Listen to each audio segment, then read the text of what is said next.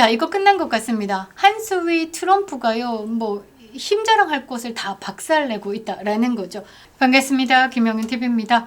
자, 이재명 정권 6개월 차에 많은 국민들이요, 이거 희망을 버려야 되나. 그리고 윤석열 대통령 다시 구속영장 청구되면서 우리에게 희망은 끝난 것인가 슬퍼하고 있는 이 시점에 이 트형이 이 마두로를 긴급 체포했습니다.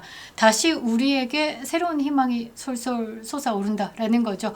자, 트형의 마두로 긴급 생포, 많은 해석들이 있는데요. 큰 판으로 봤을 때 이 트럼프 형의 세계 재편, 에너지 재편에 말 하나 옮겼다라는 겁니다. 자, 거기에 대한민국이 있느냐라는 물음을 하는데요. 저는 있다라고 봅니다. 저쪽에서 이준석이 그 다음은 김정은이다 헛소리 짓거리고 있죠. 2,500만 거지 있는 땅에는요, 이 트럼프 대통령이 관심을 두지 않고 있습니다. 자, 잽잽잽 미사일 도발하고 있는데요. 핵 가지고 장난친다라고 하면 눈을 돌릴지 몰라도 김정은이가 핵실험 못하겠죠? 마두로가 두드려 맞는 거 봤으니까, 이란의 벙커버스터가 터뜨려지는 거 봤으니까 당분간 핵 가지고 장난을 치지 못할 겁니다. 자, 이재명도 마찬가지고요. 바짝 엎드렸다라고 봐야 되겠죠. 자, 이 큰 판에서 무엇을 이야기하고 있는 것일까?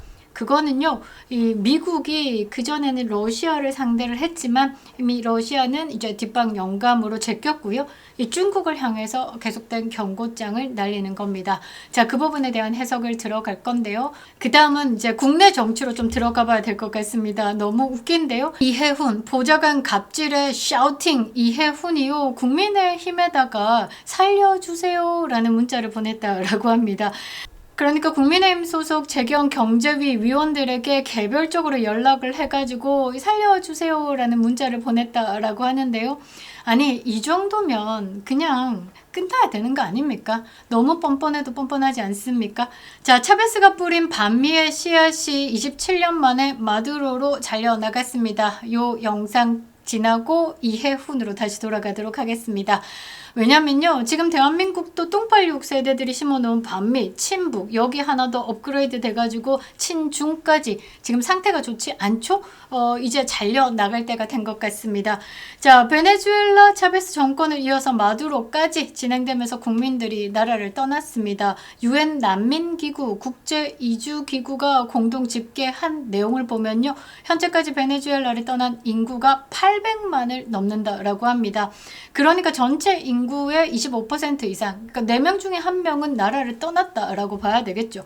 비옥한 토양을 버리고 떠난 국민들, 해외에서요, 이제 집으로 돌아갈 준비를 하고 있고 주권을 되찾아준 트럼프에게 연호하고 있다라고 합니다. 우리도 트영짱 외치고 있는데요.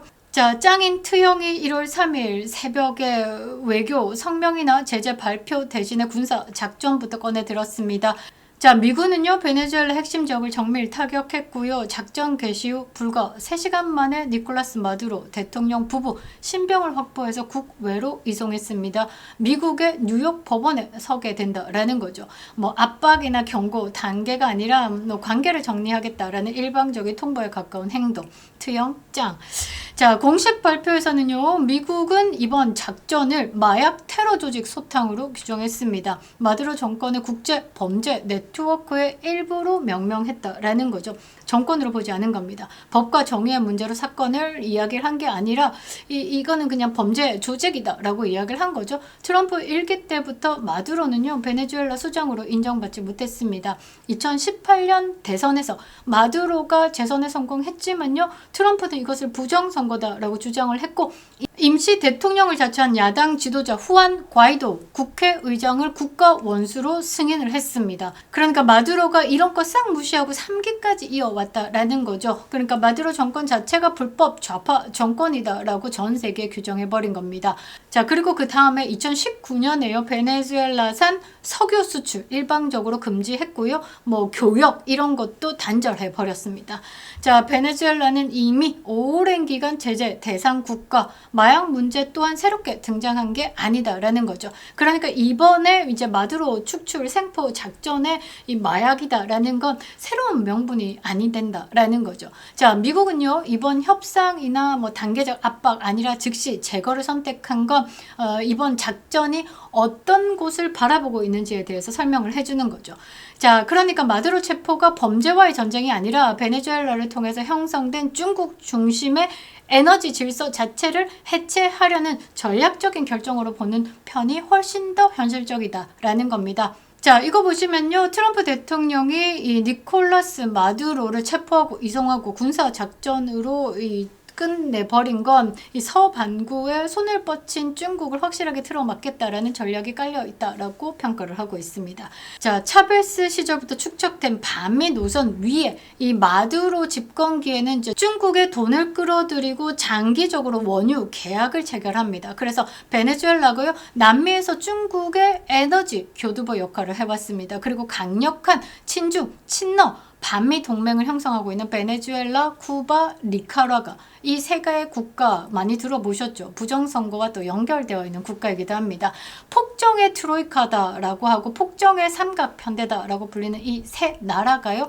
단순히 자기들끼리만 뭉치는 게 아니라 중국과 러시아를 배후에 둔 범권위주의 동맹이다라는 겁니다. 중국에 돈 들어오고요. 중국의 안보 지원으로 지정학적 요충지에 있다라는 거죠. 그래서 철저한 계산 아래 형성된 이 동맹을 미국이 깨겠다라는 겁니다.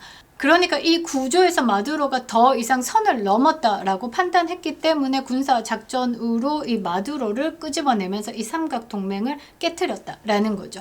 자, 주요 언론 보도를 통해 가지고요. 미국이 왜 마약이라는 언어를 앞세웠는지 그리고 실제로는 어떻게 중국과 에너지 문제를 핵심 위협으로 인식했는지에 대해서 분석해 보도록 하겠습니다. 구독과 좋아요, 댓글은 이런 분석을 지속하게 만드는 가장 직접적인 힘이 되고 있습니다. 지금 구독 버튼 꼭 눌러주시고요. 좋아요 버튼 꼭 눌러주시기 바랍니다. 자, 보통의 언론들은 지금 트럼프가 차베스의 마약 건으로 들어가서 체포를 했다. 그리고 조금 더 확장을 하면서 어떻게 해석을 하냐면요. 아, 석유가 이제 관심 대상이었냐? 뭐 이렇게 이야기를 하는데요. 조금 더 넓게 시각을 좀 펼쳐보면 중국입니다. 중국. 자, 결국은 이제 중국과의 패권 다툼이다라고 봐야 되는데요. 자, 차베스가 뿌린 반미 씨앗이 마두로 축출까지 27년 만에 정리가 됐다라고 평가를 받고 있습니다. 이런 표현이 반은 맞고요. 반은 틀린 건데 반미의 씨앗이 원인으로 맞지만 본격적인 제거 대상이 된 거는 중국 때문이다 라는 거죠. 자, 트럼프 행정부는요. 마약 밀매, 테러 자금을 관리하는 정권 수장으로 마두로를 규정했고 외국 테러 단체 FTO 지정까지 밀어붙였다라고 표현을 합니다. 자, 여기에 주목해봐야 될 표현은 뭐냐? 미국 정부 인사들은 반복해서요. 베네수엘라의 원유를 도난당한 석유다라고 표현을 하고 있는 겁니다. 자, 뉴욕타임즈는 이 표현에 대해서 베네수엘라의 국유화로 인해서 미국의 자산이 강탈됐다라는 워싱턴 내부 인식이 반영된 것이다 라고 해석을 내놓는데요. 이 인식의 연장선에는 누가 있냐? 중국이 있습니다. 자, 중국은요. 차베스 마두로 정권 시기 때 베네수엘라에 수백억 달러 규모의 차관을 제공해왔습니다. 그 대가로 장기 원유 공급을 확보했다라는 거죠. 자, 한겨레는 좀 이렇게 다루고 있습니다. 중국은 베네수엘라를 통해서 안정적인 에너지 확보, 동시에 남미 영향력을 확대해봤다라고 말이죠.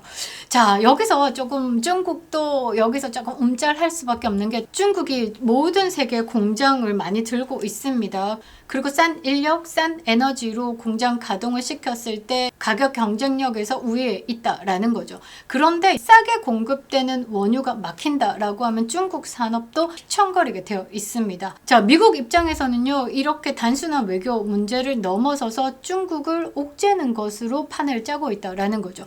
베네수엘라는요. 세계 최대 수준의 원유 매장국입니다.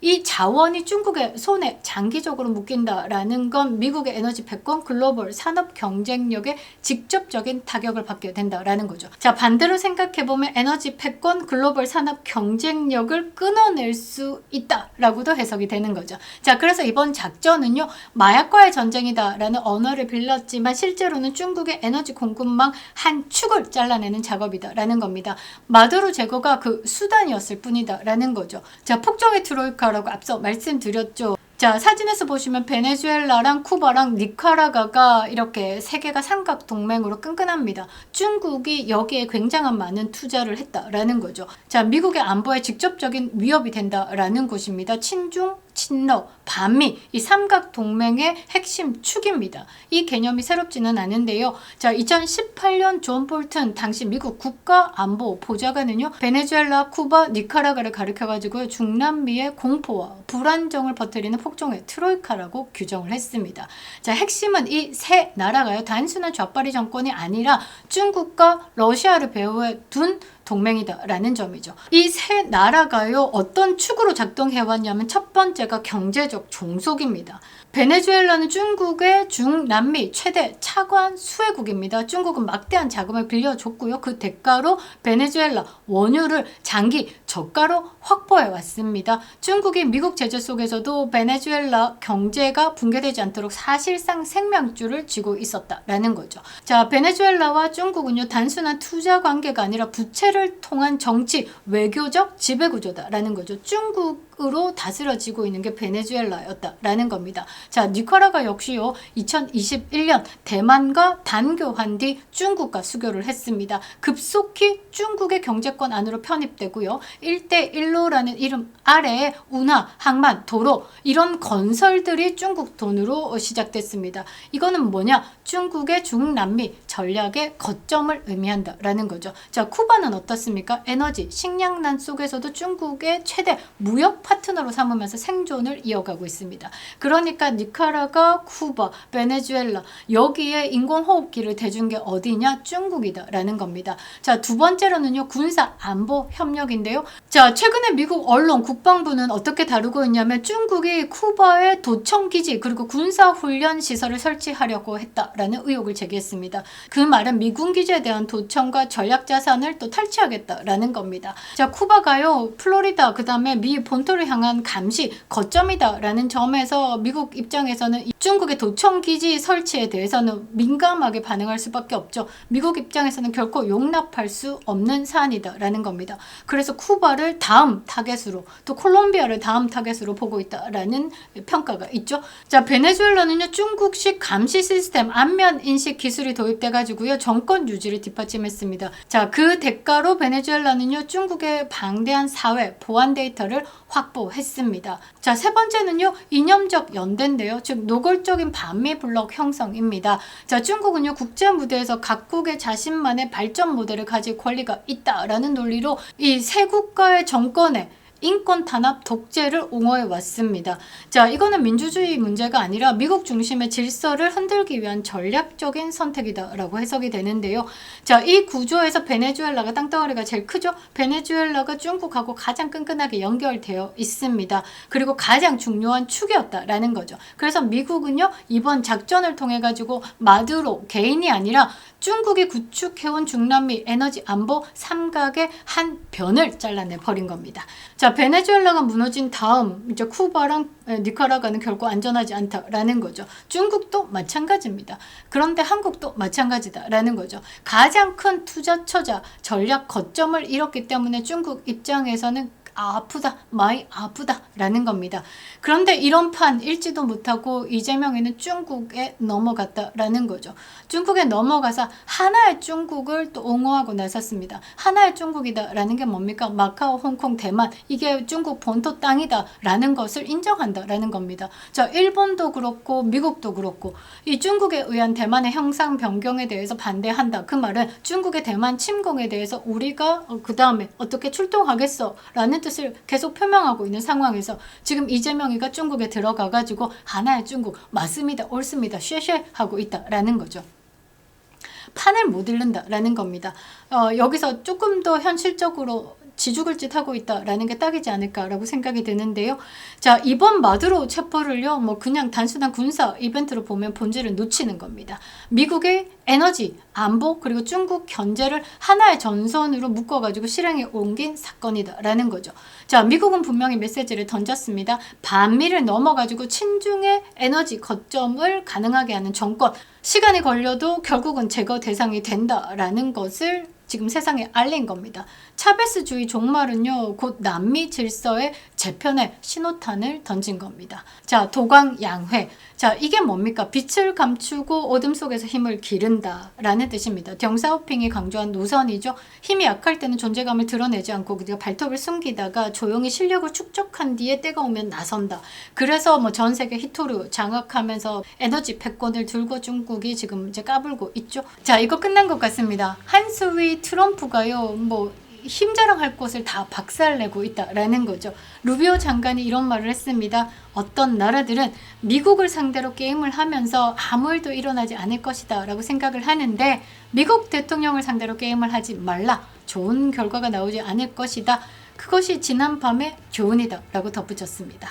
이재명 뭐 벙커 만지작 하는데 그렇지 말고 그냥 그 자리에서 빨리 내려오는 게 좋은 결정이지 않을까 라고 생각을 합니다. 김영윤 TV였습니다.